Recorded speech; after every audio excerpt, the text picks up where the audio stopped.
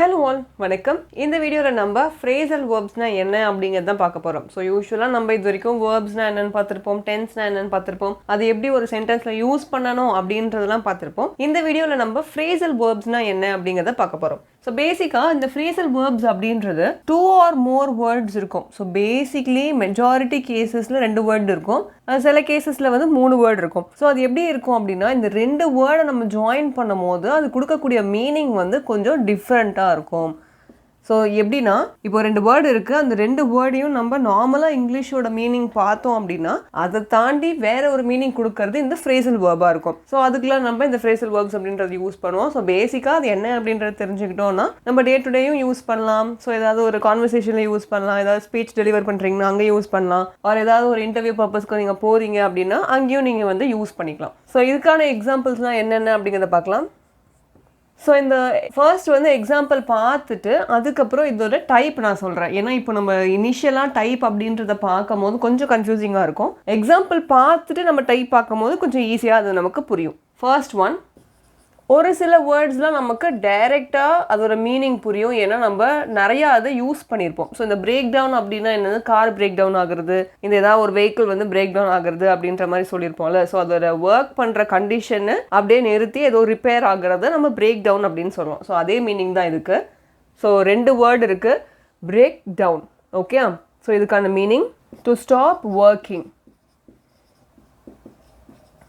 So already நல்லா work ஆகிட்டு இருக்க கண்டிஷன்லேருந்து அது வந்து ஒர்க் ஆகலை, ரிப்பேர் ஆகிடுச்சு அப்படின்னா அதுக்கு நம்ம இந்த பிரேக் டவுன் அப்படின்னு சொல்லுவோம். His car broke down on the way. So வர வழியிலேயே அவங்களோட கார் வந்து பிரேக் டவுன் ஆகிடுச்சு. ஸோ நம்ம வந்து இந்த பிரேக் டவுன் அப்படின்றது ப்ரெசன்ட் ஃபார்மில் எழுதியிருக்கோம், பட் இந்த இடத்துல பார்க்கும் போது பாஸ்ட் ஃபார்மேட்டில் எழுதியிருக்கோம். ஸோ அது வந்து broke down. இதுக்கு வந்து பிரேக் டவுன் அப்படின்றத நம்ம ஸ்டாப் ஒர்க்கிங் அப்படின்றத மாதிரி பார்க்காம வேற என்ன சொல்லலாம் அப்படின்னு பார்த்தீங்கன்னா to explain something to someone. ஓகேவா? ஸோ என்னன்னா ஒரு பெரிய பேராகிராஃப் இருக்கு,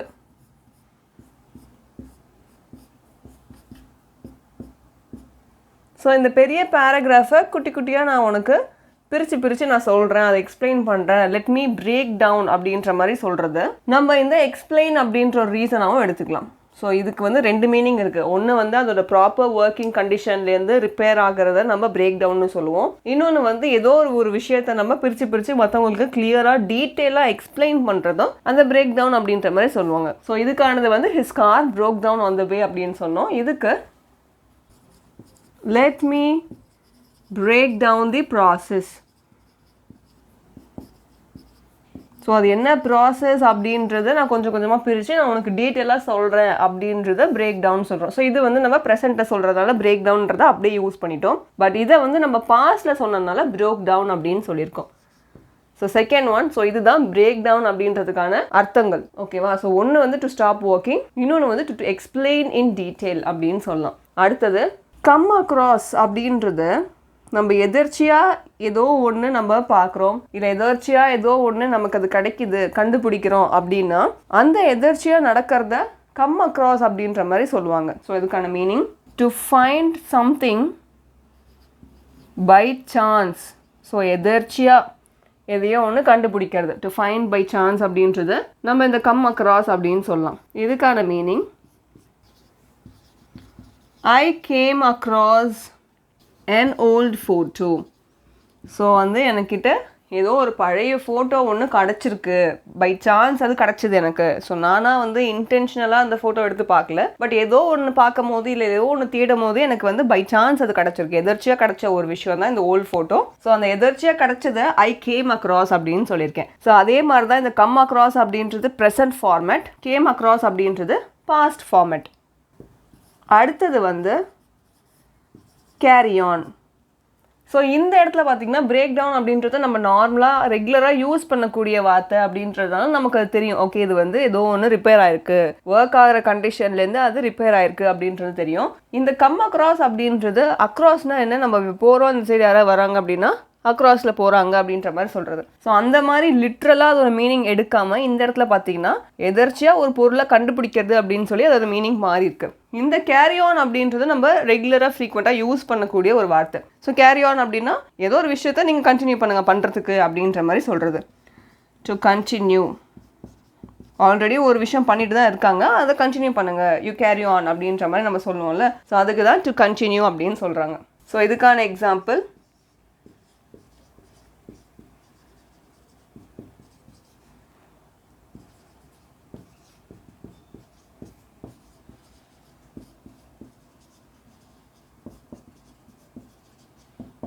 she carried on with her presentation. So அவங்க ப்ரெசன்டேஷன் பண்ணுறதுக்கு கண்டினியூ ஆரம்பித்தாங்க அப்படின்ற மாதிரி சொல்கிறதுக்கு carried on. Again carry on அப்படின்றது ப்ரெசன்ட், carried on அப்படின்றது past. So basically break down அப்படின்றதுக்கு நம்ம ரெண்டு விதமாக பார்த்தோம். ஒன்று வந்து ஒரு மெக்கானிசம் வந்து ஒர்க் ஆகிற கண்டிஷன்லேருந்து ரிப்பேர் ஆகிறது, இன்னொன்று ஒருத்தங்களுக்கு ஏதோ ஒரு விஷயத்த டீட்டெயிலாக எக்ஸ்பிளைன் பண்ணுறது. அதே மாதிரி கம் அக்ராஸ் அப்படின்றது எதர்ச்சியாக ஒரு விஷயத்த நம்ம கண்டுபிடிக்கிறது கம் அக்ராஸ்ன்னு சொன்னோம். கேரி ஆன் அப்படின்றது ஆல்ரெடி பண்ணிட்டு இருந்த விஷயத்த நீங்கள் இன்னும் கண்டினியூ பண்ணுறதுக்கு அப்படின்ற மாதிரி சொல்கிறதுக்கு carry on, you carry on with your work அப்படின்னு சொல்லுவோம்ல. ஸோ நீங்கள் வந்து உங்கள் ஒர்க்கில் வந்து கண்டினியூ பண்ணுங்க அப்படின்ற மாதிரி சொல்கிறதுக்கு கேரி ஆன் அப்படின்றத சொல்லலாம். ஸோ இது வந்து ஃபர்ஸ்ட் 3 ஃப்ரேசல் வேர்ப். ஸோ இந்த மாதிரி தான் ஃப்ரேசல் வேர்ப்ஸ் அப்படின்றது இருக்கும். ஸோ நம்ம முன்னாடி சொன்ன மாதிரி 2 வேர்ட் இருக்கும். அந்த 2 வேர்ட் ஆர் 3 வேர்ட்ஸ் கூட சில கேசஸில் இருக்கலாம். மெஜாரிட்டி 2 வேர்ட் இருக்கும். ஸோ அந்த 2 வேர்ட் கொடுக்கக்கூடிய மீனிங் வந்து இந்த இடத்துல பார்த்தீங்கன்னா பிரேக் டவுன் லிட்டரலாக கொடுக்குது, கம் அக்ராஸ் கொஞ்சம் டிஃப்ரெண்ட்டாக கொடுக்குது. ஓகேவா, நார்மல் லிட்ரல் மீனிங்கை விட கொஞ்சம் டிஃப்ரெண்ட்டாக கொடுக்குது. ஸோ இந்த மாதிரி விஷயங்கள்லாம் நம்ம இந்த ஃப்ரேசல் வேர்ப்ஸ் அப்படின்றதுல பார்ப்போம்.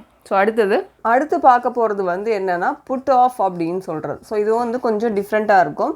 ஆனால் அதோட மீனிங் பார்த்திங்கன்னா கொஞ்சம் சிம்பிளாக இருக்கும். ஒரு மீனிங் பார்த்திங்கன்னா ஏதோ ஒரு விஷயத்த நம்ம டிலே பண்ணுறது அப்படின்றதுக்கும் புட் ஆஃப்னு சொல்லுவாங்க.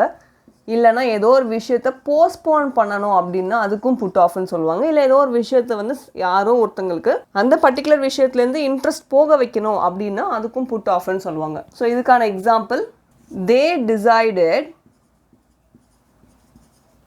டு புட் ஆஃப் எதை, மீட்டிங்கு. ஸோ இந்த மாதிரி மீட்டிங்கை வந்து போஸ்ட்போன் பண்ணலாம் அப்படின்னு சொல்லி அவங்க டிசைட் பண்ணுறாங்க. So they decided to put off the meeting. So இந்த மாதிரி விஷயத்துக்கு நம்ம புட் ஆஃப்னு சொல்லலாம். ஸோ புட் ஆஃப் அப்படின்றது பேசிக்காக ஒரு விஷயத்தை நம்ம டிலே பண்ணுறத புட் ஆஃப்னு சொல்லலாம். இல்லைனா ஒரு விஷயத்தை போஸ்ட்போன் பண்ணுறதுக்கும் புட் ஆஃப்னு சொல்லலாம். இல்லை யாருக்கோ ஏதோ ஒரு விஷயத்தில் இன்ட்ரெஸ்ட்டை வந்து இழக்க வைக்கணும் அப்படின்னா, இன்ட்ரெஸ்ட் போக வைக்கணும் அப்படின்னா அதுக்கும் புட் ஆஃப் அப்படின்றத சொல்லலாம். ஸோ இதுதான் வந்து இந்த புட் ஆஃப் அப்படின்றதுக்கான மீனிங். அடுத்தது ரன் இன்டு அப்படின்றது, இப்போ கம் அக்ராஸ் அப்படின்றது எப்படி நம்ம எதர்ச்சியாக ஒரு விஷயத்தை கண்டுபிடிக்கிறோமோ அதே மாதிரி ரன் இன்டு அப்படின்னா எதர்ச்சியாக நம்ம வந்து போகும்போது ஏதோ ஒரு பர்சனை மீட் பண்ணுறதா இருக்கட்டும், இல்லை ஏதோ ஒரு விஷயத்துக்குள்ளே நம்ம போகிறதா இருக்கட்டும், அதை நம்ம ரன் இன்டு அப்படின்றத சொல்லுவோம். இதுக்கான meaning, to meet someone unexpectedly. அப்படி இல்லைனா ஏதோ ஒரு விஷயத்தை நம்ம வந்து ப்ராப்ளம் ஃபேஸ் அ ப்ராப்ளம் அப்படின்றதுக்கும் நம்ம ரன் இன்டு அப்படின்ற மாதிரி சொல்லுவோம்.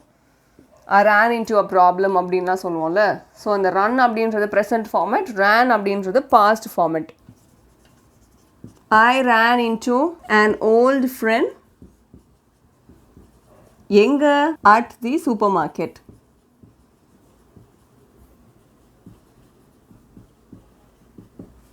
ஸோ இந்த மாதிரி நான் எதர்ச்சியாக சூப்பர் மார்க்கெட்டில் என்னோடய ஓல்டு ஃப்ரெண்டை நான் பார்த்தேன் அப்படின்ற மாதிரி சொல்கிறதுக்கு, மீட் பண்ணேன், அன்எக்ஸ்பெக்டடாக மீட் பண்ணேன். ஸோ பிளான் பண்ணி இல்லை, எதர்ச்சியாக நான் அங்கே போகும்போது அவங்களும் எதர்ச்சியாக வந்திருக்காங்க. ஸோ அந்த இடத்துல நான் மீட் பண்ணும்போது ரன் இன்டு அப்படின்ற ஒரு வேர்டு யூஸ் பண்ணி சொல்லலாம். ஸோ இதுதான் to meet unexpectedly.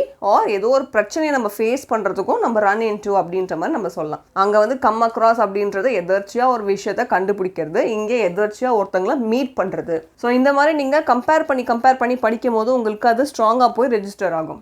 Next, take up அப்படின்னா ஏதோ ஒரு புது விஷயத்தை நம்ம ஸ்டார்ட் பண்ணுறது. அது ஒரு நியூ ஹாபியாக இருக்கலாம், இல்லை ஏதோ ஒரு ஜாபாக இருக்கலாம், இல்லை ஏதோ ஒரு நமக்கு பிடிச்ச ஒரு ஒர்க்காக இருக்கலாம். Start something.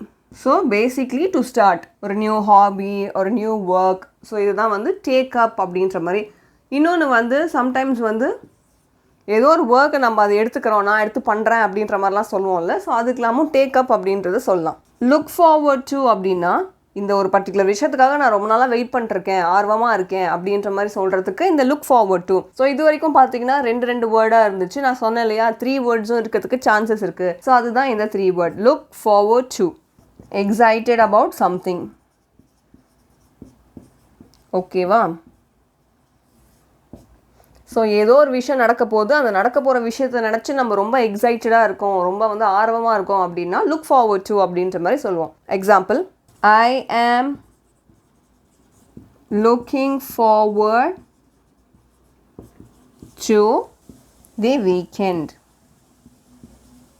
ஸோ இந்த மாதிரி வீக்கெண்டுக்காக நான் ரொம்ப ஆர்வமாக வெயிட் பண்ணிருக்கேன் அப்படின்ற மாதிரி சொல்கிறதுக்கு இந்த லுக்கிங் ஃபார்வர்ட் டு அப்படின்ற மாதிரி சொல்லலாம். ஸோ போன ஸ்லைடில் 3 டிஃப்ரெண்ட் ஃப்ரேசல் வெர்ப்ஸ் பார்த்தோம். இந்த வீடியோ இந்த ஸ்லைடில் நம்ம 4 டிஃப்ரெண்ட் ஃப்ரேசல் வெர்ப்ஸ் பார்த்துருக்கோம். ஸோ இது வரைக்கும் நம்ம மெஜாரிட்டி கேசஸில் சொன்ன மாதிரி 2 வேர்ட்ஸ் வச்சு பார்ப்போம். ஸோ இந்த இடத்துல பார்த்தீங்கன்னா லுக் ஃபார்வர்ட் டு அப்படின்றது 3 வேர்ட்ஸ் வச்சு இருக்குது. ஸோ பேசிக்லி ஃப்ரேசல் வெர்ப்ஸ் அப்படின்னா இந்த மாதிரி க்ரைட்டீரியாவில் தான் இருக்கும். ஸோ இது ஆல்ரெடி நம்ம ஒரு சில வேர்ட்ஸ்லாம் ஆல்ரெடி பார்த்துருப்போம். இந்த பிரேக் டவுன் பார்த்துருப்போம், அதே மாதிரி டேக் அப் பார்த்துருப்போம். ஸோ டேக் அப் அப்படின்னா ஒரு ரெஸ்பான்சிபிலிட்டி எடுத்துக்கிறது, ஏதாவது புது ஹாபி நம்ம ஸ்டார்ட் பண்றது, நம்ம ஏதோ ஒரு விஷயத்தை நம்ம புதுசாக ஸ்டார்ட் பண்றது அப்படின்றதுலாம் நம்ம டேக் அப் அப்படின்ற மாதிரி சொல்லுவோம். ஸோ இந்த மாதிரி விஷயங்கள்லாம் நமக்கு ஆல்ரெடி தெரிஞ்சிருக்கும், பட் நம்ம அடிக்கடி அதை யூஸ் பண்ணியிருக்க மாட்டோம். ஸோ அதை தாண்டி நிறைய அன்ஃபெமிலியராக இருக்கக்கூடியதும் இருக்கு. ஸோ அதுவுமே நம்ம லேர்ன் பண்ண ஆரம்பிச்சுட்டு கொஞ்சம் கொஞ்சமாக யூஸ் பண்ண ஸ்டார்ட் பண்ணலாம். ஸோ இதில் ஏதாவது டவுட்ஸ் இருக்கு அப்படின்னா காமெண்ட்ல சொல்லுங்க. அதே மாதிரி வேறு ஏதாவது பர்டிகுலர் வீடியோ வேணும்னு நினைச்சாலும் காமெண்ட் பண்ணுங்க. நெக்ஸ்ட் வீடியோ நெக்ஸ்ட் டாபிக் அப்படிங்கிறத பார்க்கலாம். இந்த மாதிரி வீடியோஸ்லாம் யூஸ்ஃபுல்லாக இருந்துச்சுன்னா லைக் அண்ட் ஷேர் பண்ணுங்க.